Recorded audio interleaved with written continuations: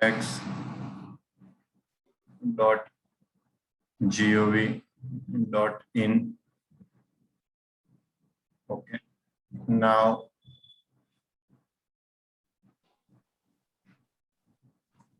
Download. देखो ये यहाँ पे ऑफलाइन यूटिलिटी है और यहाँ पे कॉमन यूटिलिटी है। सो इनकम टैक्स के ये फॉर्म्स है, ये डिजिटल सिग्नेचर के लिए है। ठीक है, पहले तो हम बात करें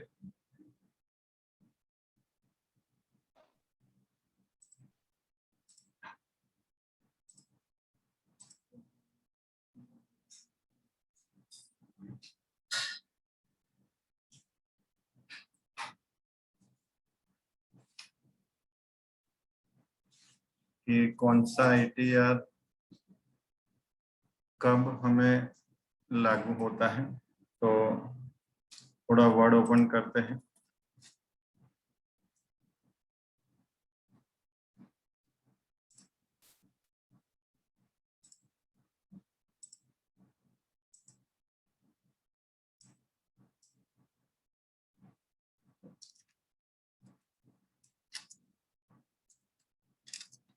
ITR 1 है, मतलब जो लोग जॉब कर रहे हैं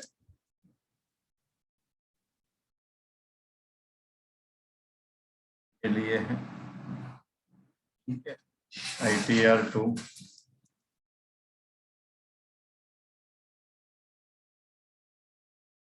जॉब के साथ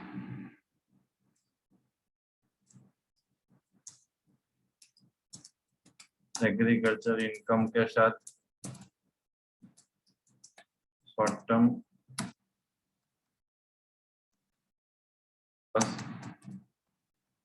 long term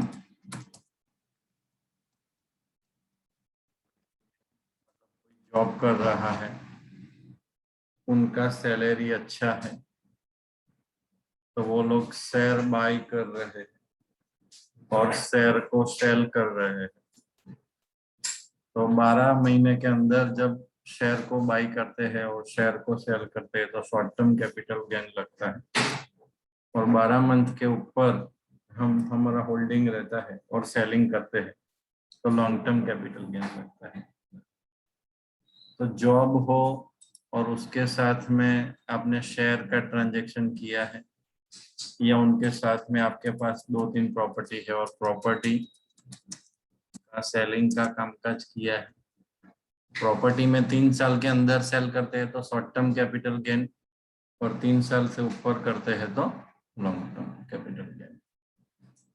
so ITR 2 job, और जॉब नहीं है तो एग्रीकल्चर इनकम के लिए है, और जॉब के साथ शेयर का प्रॉफिट लॉस और जॉब के साथ प्रॉपर्टी का प्रॉफिट लॉस, तो हमें ITR 2 फाइल करना है। ITR 3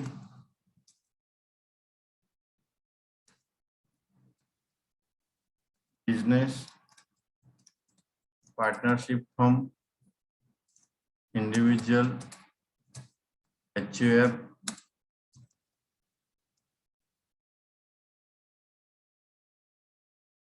उनका टर्नओवर बिजनेस का 2 करोड़ से अबव है और प्रोफेशन का 50 लाख से अबव है, और उसका अकाउंट राइटिंग कंपल्सरी हो जाता है। अगर 2 करोड़ से ऊपर का प्रॉफिट है, सॉरी टर्नओवर है, या प्रोफेशन में 50 लाख से ऊपर का वर्किंग है,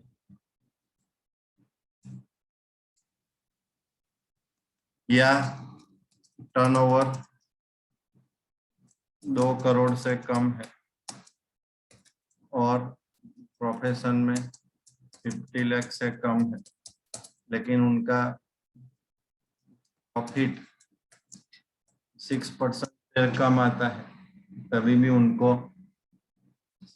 ITR 3 फाइल करना होता है। 1 पता चला। सिर्फ जॉब वाले अगर शेयर में डीलिंग करते हैं या जॉब वाले अगर प्रॉपर्टी में डीलिंग करते हैं तो ITR 2। सिर्फ फार्मर है और उनका रिटर्न फाइल करना है तो भी ITR 2। ITR 3 जिनका टर्नओवर 2 करोड़ से ऊपर है बिजनेस और मैन्युफैक्चरिंग में और प्रोफेशन में, मतलब जो सर्विस दे रहे हैं उनका 50 लाख से ऊपर है और अकाउंट राइटिंग कंपलसरी, उनको ITR 3 फाइल करना है और टर्नओवर 2 करोड़ से कम है या प्रोफेशन में 50 लाख से कम है, लेकिन उनका प्रॉफिट जो टर्नओवर से प्रॉफिट का रेशियो होता है वो 6% से अगर कम है तो ITR 3 फाइल करना है। ITR 4 फाइल कब करना है? आपके साथ बिजनेस होता है, मैं जॉब भी करता हूँ, मैं बिजनेस भी करता हूँ, या टर्नओवर बिजनेस वाले का लेस देन 2 करोड़ होता है या प्रोफेशन वाले का लेस देन 3 लाख होता है, लेकिन उनका प्रॉफिट का रेशियो परसेंटेज 8% से ज्यादा है। कितना? 8% से कम है, मतलब 6% से कम है तो ITR 3 लग जाएगा, और 8% से ज्यादा है तो ITR 4। ITR 4 में ऑफ अकाउंट नॉट मैंडेटरी।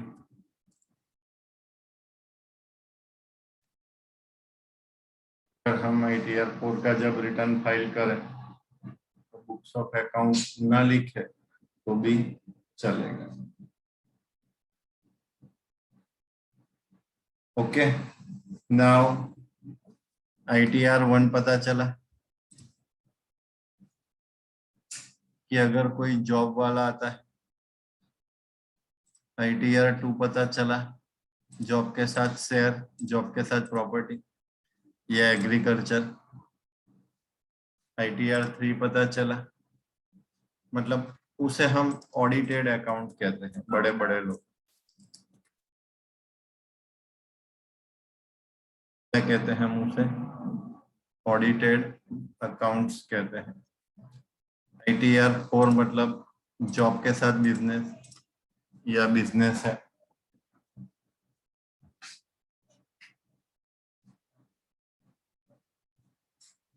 बंद कर दो।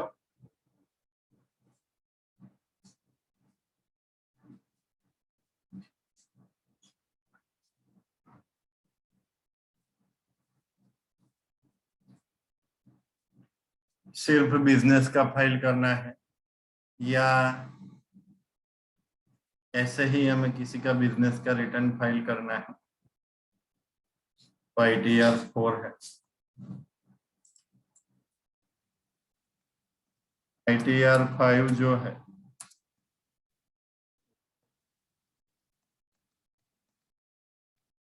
चैरिटेबल ट्रस्ट के लिए है, लिमिटेड लायबिलिटी और पार्टनरशिप फर्म के लिए।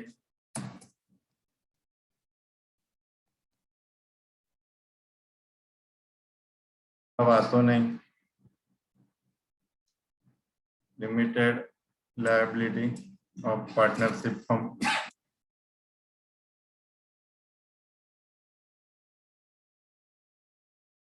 ITR 6 जो है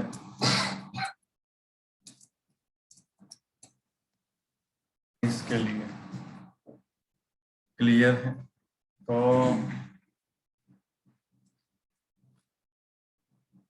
अभी हमें पता चलेगा कि हमारा जो क्लाइंट है वो हम उसका कौन सा ITR फाइल करें। ठीक है, क्योंकि रिटर्न फाइल करने से पहले हमें यह पता होना चाहिए कि हम हमारे क्लाइंट का कौन सा ITR फाइल करें। ओके, नाउ जब हमें पता चलता है कि हमारा क्लाइंट का कौन सा फाइल करे, फिर फीस की बात आती है। और जॉब 500 रुपीज और जॉब के साथ एड्स के ट्रांजैक्शन है 1500 और ओनली बिजनेस नॉर्मल रिटर्न है उनका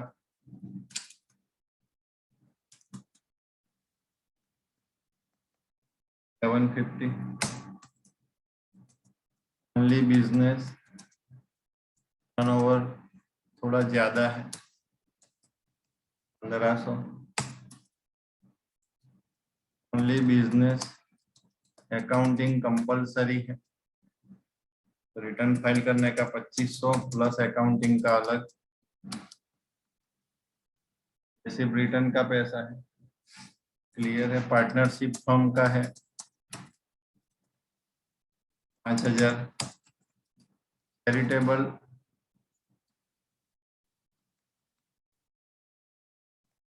ट्रस्ट का है 5000। LLP का है 10,000। कंपनीज का है 10,000 से 15,000। क्लियर है। ओके, कोई पेंशनर है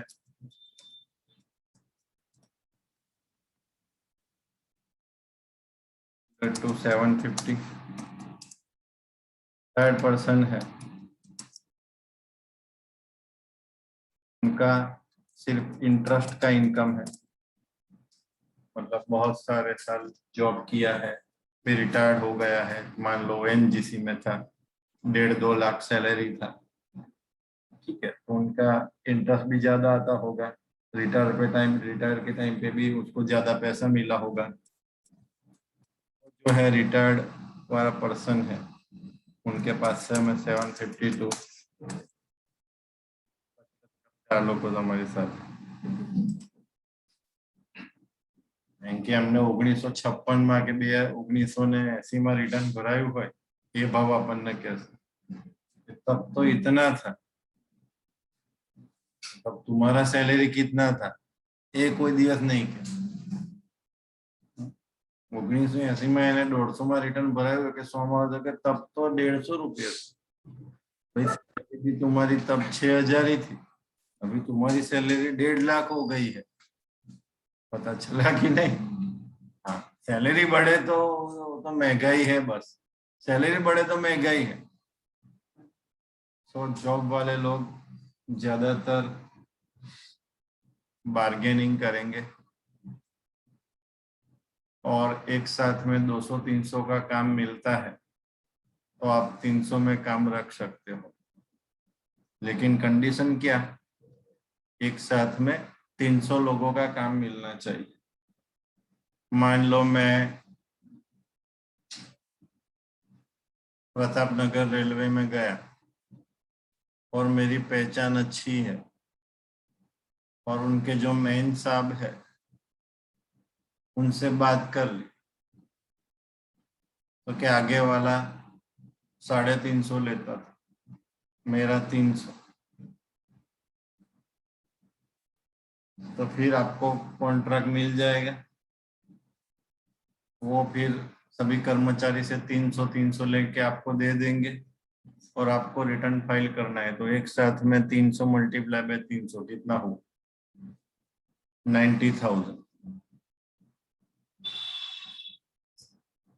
तो आपका 1 लाख इनकम हो सकता है 2 महीने का, कि 300 लोगों का रिटर्न फाइल करने में टाइम भी जाएगा, लेकिन 2 महीने भी 1 लाख होता है तो अच्छा है। 10-10 हजार 15-15 हजार में काम करे उससे तो अच्छा है। पता चल रहा है नहीं चल रहा? तो बल्क में भी आप काम ले सकते हो, ठीक है। चलो अभी ये मैंने इतना एक्सप्लेन किया, पैसा कितना लेना है, कौन सा ATR किसके ऊपर लगता है। इनमें अगर आपको कोई क्वेश्चन है तो मुझे जरा बता दीजिए। સર આ કંપનીઝમાં સેક્શન 8 કંપની એનજીઓ કંપનીમાં ભરવાનું કે ચેરિટેબલમાં?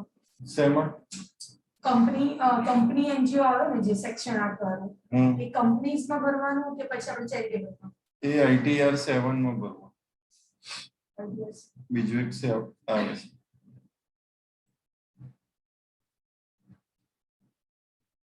ક્લિયર? સો તમારું જે NGO છે એને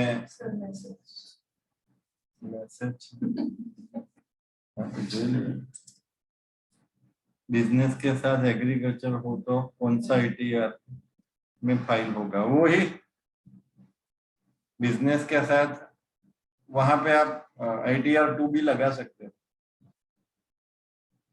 क्योंकि एग्रीकल्चर हमारा प्रायोरिटी है, ठीक है। और बिजनेस का बढ़िया कामकाज है तो ITR 3 लगा सकते हो। बिजनेस का कारोबार बड़ा है, एग्रीकल्चर का कारोबार बड़ा है तो ITR 2, और बिजनेस का कारोबार बड़ा है और एग्रीकल्चर का कारोबार है लेकिन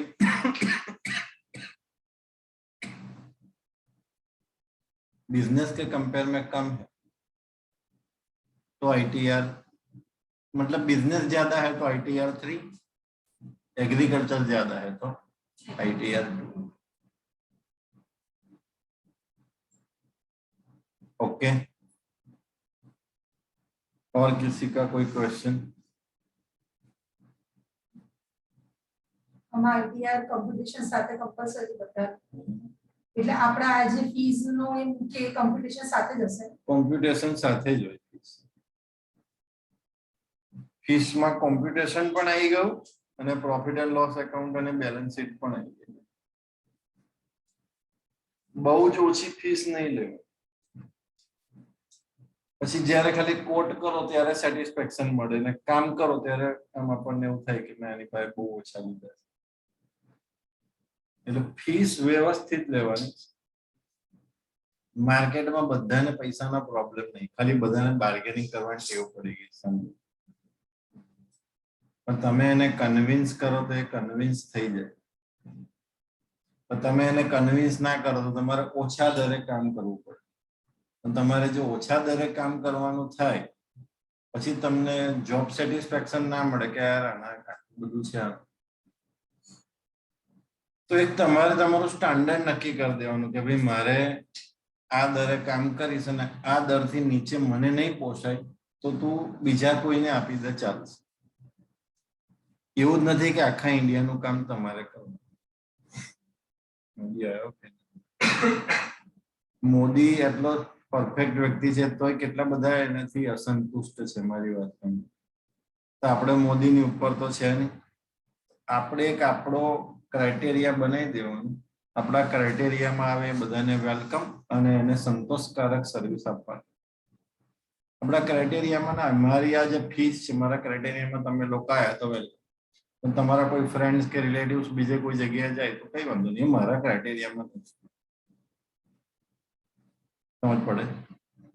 પણ એવું નહીં કે ભાઈ ભાવ એકદમ ઘટાડી દેવાનો અને એવું નહીં કે લૂંટી પણ કાઢવાનો। દરેક જણને બુદ્ધિ તો હોય, કોઈ મારી ત્યાં ના આવતું હોય તો એને કદાચ આપી ના પણ પોસાતું બની શકે ને, બધા જ મારી ત્યાં આવે એવું લખેલું જ હશે, કમ્પલસરી નથી। તો હ્યુમન બીઈંગ નો વિચાર કરીને વર્કિંગ કરવાનું કે ભાઈ તમારું નોલેજ, તમારો ભાવ, તમારો સેટિસ્ફેક્શન, આ ત્રણને કોમ્બિનેશન રાખી અને એક ભાવ નક્કી કરવાનો અને ભાવ પર અડગ રહેવાનું. પછી તમને કોઈ કહે કે બાજુવાળા ગયેલો 200 માં કરીએ પેલું બોલો તમે બોલો ભાઈ તમારે 100 ને કહી દો તો બાજુવાળો ખબર પડે કે એને તો ટેવું હોય થયા તો ઠીક નહીં તો આપવાના એવું બધા એવું નક્કી કરીને જાય. ખબર પડી કે નહીં? નવ સહેજ વાત કરીએ કરે તો ઠીક નહીં તો કઈ વાંધો નહીં આપી દે. અને જે તમારે ત્યાં આવવાનું नहीं પછી તમારે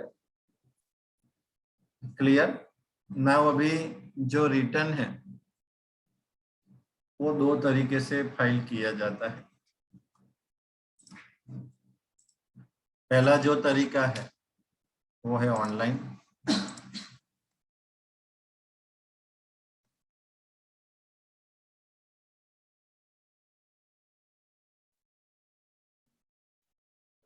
एक सॉफ्टवेयर रहता है डिपार्टमेंट का, उस पे हमें डिटेल्स डालनी है. डालने के बाद रिटर्न फाइल करना है. इनकम टैक्स का सॉफ्टवेयर रहता है वो फ्री वाला होता है ऑफलाइन. अब कई जगह पे इंटरनेट प्रॉपरली काम नहीं करता है. हमारी ऐसी जगह है कि हमको कोई प्रॉब्लम नहीं होता, लेकिन छत्तीसगढ़, रायगढ़, बिहार, उड़ीसा, उत्तर प्रदेश के इंटीरियर गांव, वहां पे अभी भी बिजली और इंटरनेट का इश्यू है. तो उन लोगों को भी यही इनकम टैक्स लगता है. ऐसा नहीं कि यूपी में अलग इनकम टैक्स है, ऐसा तो कुछ है नहीं. इनकम टैक्स पूरे इंडिया में सेम है. तो जो छोटे से गांव है वो लोग क्या करते हैं, जब उसका इंटरनेट का कनेक्टिविटी रहता है तब यूटिलिटी डाउनलोड कर देते हैं. ठीक है, अभी भी मतलब यूपी में और बिहार में 8-8 घंटे बिजली जाती, मतलब इंटीरियर में, मतलब फेमस जगह पे नहीं. तो 8-8 घंटे जब बिजली जाती है, काफी सारे लोग वहां पे जनरेटर मतलब इंस्टॉल करा देते हैं. जो वहां पे भी जो कोई थोड़ा बहुत फाइनेंशियली साउंड रहता है, तो वो जगह पे जब इंटरनेट का कनेक्टिविटी कम होता है, बिजली कम होता है, तब हमें जब इंटरनेट और बिजली होती है तब हमें हमारा काम वही टाइम पे करना पड़ता है. तो वहां जाके हम ऑफलाइन यूटिलिटी डाउनलोड कर सकते हैं. और फिर जब इंटरनेट नहीं रहता है तो हम ऑफलाइन में वो सब काम कर लेते हैं. और फिर जब इंटरनेट आता है तो ऑफलाइन वाला फाइल हम अपलोड कर देते हैं. क्लियर है? तो दूसरा एक ऑप्शन है आपके पास ऑफलाइन यूटिलिटी. ठीक है, व्हेन इंटरनेट प्रॉब्लम और electricity issue.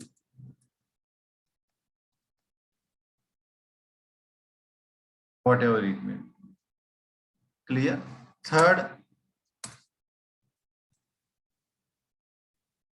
ready-made income tax software. Spectrum करके एक है, फिर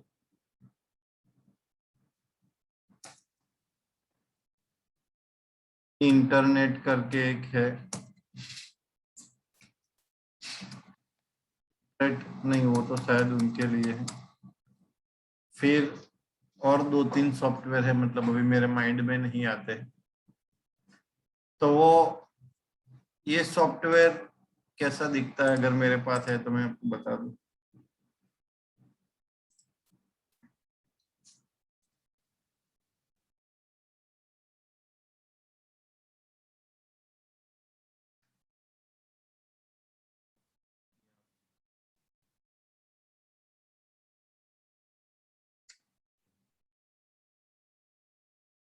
तब उसमें होगा. तो एक मिनट, यहाँ पे डेस्कटॉप पे अगर है तो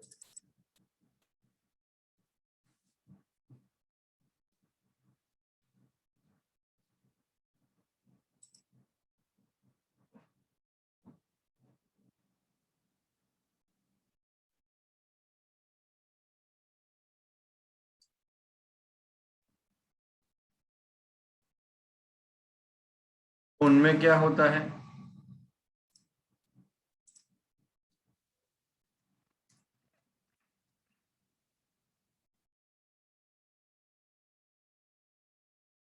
ये जो हमारा सॉफ्टवेयर है उनमें उससे बेटर सर्विस रहती है, क्लाइंट के डेटा स्टोर रहते हैं, पिछले साल का बैकअप मिलता है। तो वो सब, वो जो रेडीमेड सॉफ्टवेयर मिलते हैं उनमें, यहाँ पे तो पिछले साल का सिर्फ आपका नाम वगैरह कैरी फॉरवर्ड हो जाए हमारे इनकम टैक्स, बाकी सब आपको मैन्युअली डालना पड़ता है क्योंकि ये फ्री सॉफ्टवेयर है। क्लियर है? सो अभी हम, आप में से सभी का हमें रिटर्न फाइल करना है, ठीक है? तो किसका करें बोलो? अभी हमने वो किसका किया था, वो रजिस्ट्रेशन किनका किया था? जय का किया। जय का रिटर्न भरना है। जय,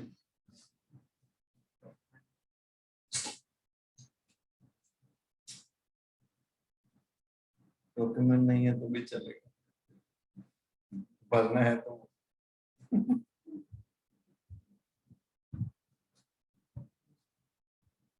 नहीं बोलो। ओके,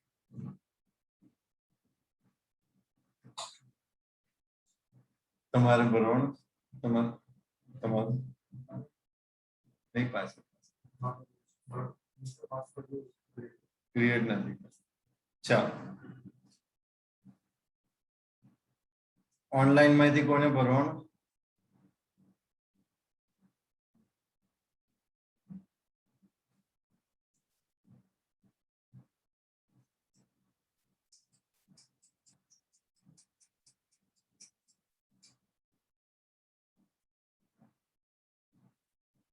યાસીનભાઈ તમારે ભરવાનું છે, તમે હેન્ડ રેઝ કર્યો છે.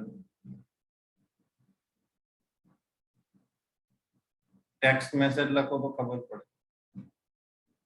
ભરવાનું છે કે.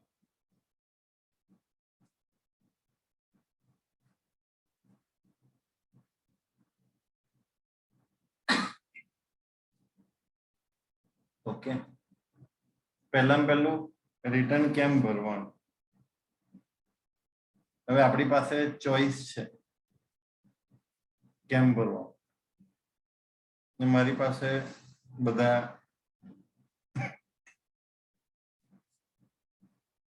કામ પણ છે, એટલે પણ મને એવું છે કે હું તમારા લોકોનું કામ કરું તો તમને કોન્ફિડન્સ આવે.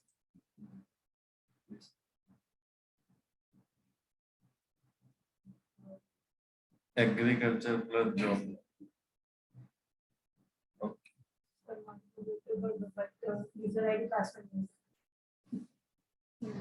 જો મારી વાત સાંભળો, ઓલરેડી ભરેલા છે આગળ એટલે હું નામ ભૂલી ગયો ખરી. પ્રિંકલ બેન કે પેલા ભાઈ જેને બી ભરવાનું એને મારે સપોર્ટ કરવાનો, સાંભળો, અને જેને નથી ભરવાનું એને મારે મોટિવેટ કરવાનું કે તમે ભરો. ક્લિયર? ભરવાનું છે એને સપોર્ટ કરવાનો છે, એટલે એને એવા મારે જવાબ નહીં આપવાના કે ના ભર. બરાબર? અને જે નહીં ભરતા એને મારે મોટિવેટ કરવાનું. ક્લિયર થાય? હું ખાલી એટલું તમને કહી દઉં કે હું 21 વર્ષથી રિટર્ન ભરું છું, એટલે મારી એજ કદાચ 41 વર્ષની હોય તો હું 20 વર્ષનો હતો ત્યારથી રિટર્ન ભરું.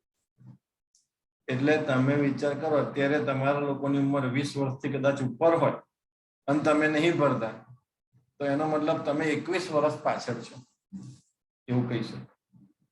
કોન્સેપ્ટ ક્લિયર થાય? શું કહેવા માંગુ કે મને 20 વર્ષ પહેલા કે જ્યારે હું 20 વર્ષનો હતો ત્યારથી મને રિટર્ન ભરવાનું ખબર છે, તો 20 વર્ષ પછી તો કેટલી બધી ક્રાંતિ થઈ જાય. સાંભળો, એની અંદર ડેવલપમેન્ટ કેટલું બધું થાય.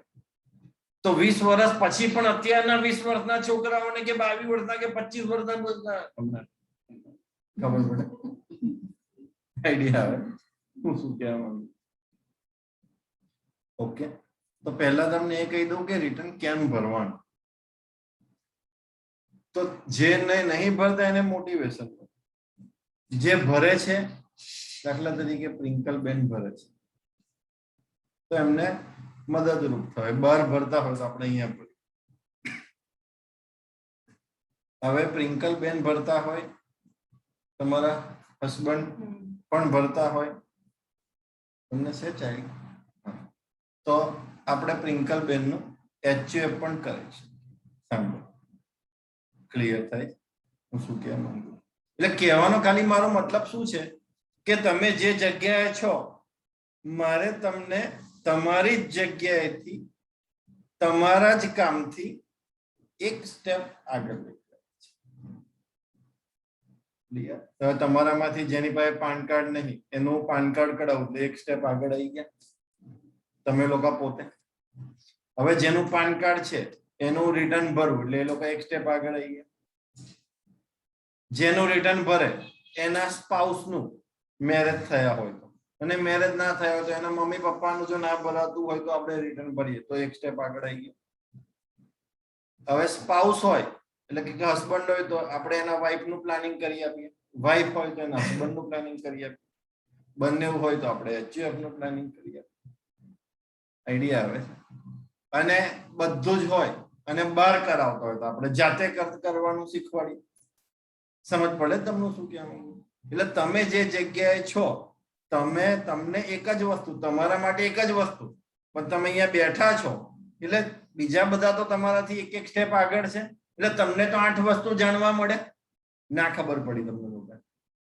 દાખલા તરીકે આ બેનની પાસે પાન કાર્ડ નહીં તો એમનું પાન કાર્ડ કાઢું તમને બધાને જાણવા મળે પ્રેક્ટિકલી.